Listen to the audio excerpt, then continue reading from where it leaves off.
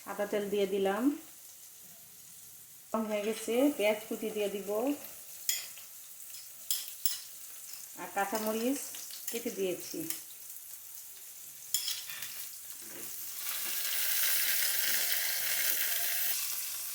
রসুন বাটা, কাটা আর আস্ত কাঁচামরিচ দিয়ে দিলাম, টমেটো কুচি দিয়ে দিলাম, আধা চামচ ধনিয়ার গুঁড়া, আধা চামচ মরিচ, 1 চামচ মরিচের গুঁড়া, অল্প পানি, ফ্রোজেন মটরশুঁটি দিয়ে দিলাম, ঢেকে দিব।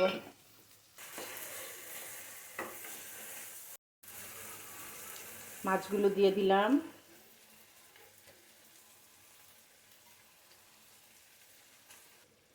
অল্প পানি দিয়ে দিব,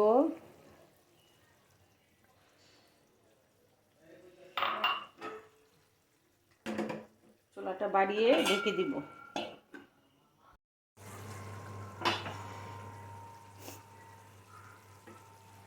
নদীর পাঙ্গাস মাছ দিয়ে মটরশুঁটি রান্না হয়ে গেছে।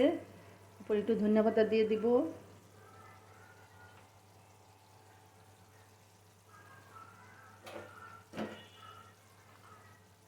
জিরার গুঁড়া দিয়ে দিব, আধা চামচ, একটু লবণটা দেখব, অল্প লবণ লাগবে, অল্প লবণ দিয়ে দিব।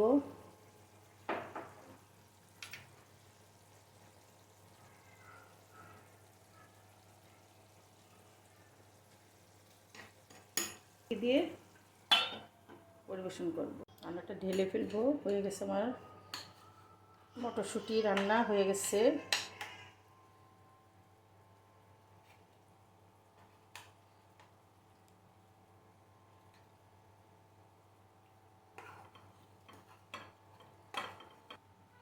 মটরশুঁটি দিয়ে নদীর পাঙ্গাস মাছ, খুব মজার একটা রান্না। আপনাদের যদি ভালো লাগে লাইক, কমেন্ট, শেয়ার ও সাবস্ক্রাইব করবেন। আল্লাহ হাফেজ।